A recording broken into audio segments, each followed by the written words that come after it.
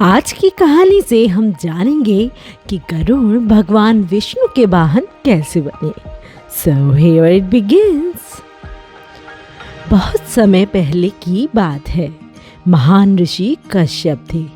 उनकी दो पत्नियां थीं, कद्रू और विंता। कद्रू नागों की माता थी और विंता के दो पुत्र थे, अरुण और गरुड़। विंता स्वभाव से सरल और दयालु थी, जबकि कद्रू को अपने नाग पुत्रों पर बड़ा गर्व था। एक दिन कद्रू और विंता के बीच एक दिव्य घोड़े उच्च श्रवा के रंग को लेकर विवाद हो गया। कद्रू ने कहा, इस घोड़े की पूंछ काली है।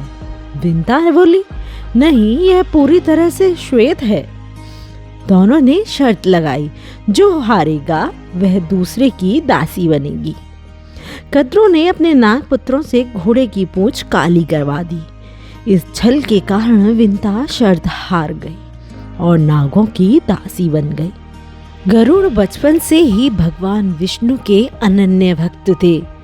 उन्होंने जब अपने घोर तपस्या से वापस आकर देखा कि उनकी माँ नागों की दासी बनी हुई है, तो उन्हें यह देखकर अत्यंत दुख हुआ और उन्होंने अपनी माँ को इस दास्ता से मुक्त करने का निर्णय लिया। माँ के चरणों में बैठकर गरुड़ ने कहा, माँ, मैं आपको इस दास्ता से जरूर मुक्त कराऊंगा। गरुड़ ने नागों से पूछा, बताओ, मेरी माँ को मुक्त करने के लिए मुझे क्या करना होगा?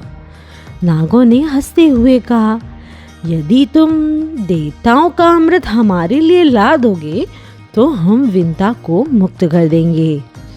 गरुड़ जानते थे कि यह कार्य अत्यंत कठिन है, फिर भी उन्होंने माँ की मुक्ति के लिए यह शर्त स्वीकार कर ली। गरुड़ आकाश में उड़ चले।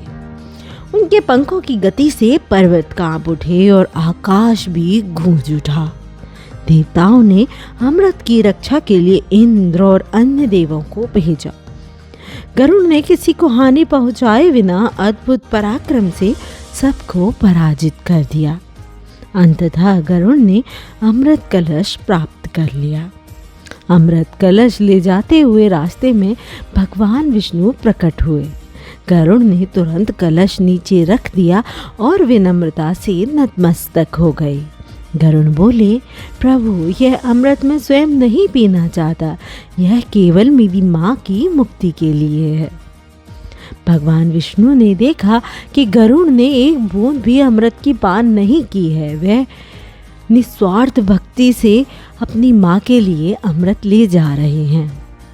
गरुड़ की इस भक्ति को देखकर भगवान विष्णु अत्यंत प्रसन्न हुए और उन्होंने शक्तिशाली गरुड़ से कहा, गरुड़, तुम अमर रहोगे और सदा मेरे समीप रहोगी। गरुड़ ने हाथ जोड़कर कहा, प्रभु, मुझे केवल आपकी सेवा चाहिए।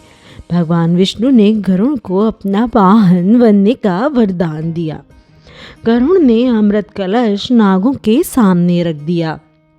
जैसे ही नाग अमृत पीने के लिए बढ़े, देवताओं ने तुरंत कलश वापस ले लिया, पर नागों ने अपना वचन निभाया और विंता को मुक्त कर दिया।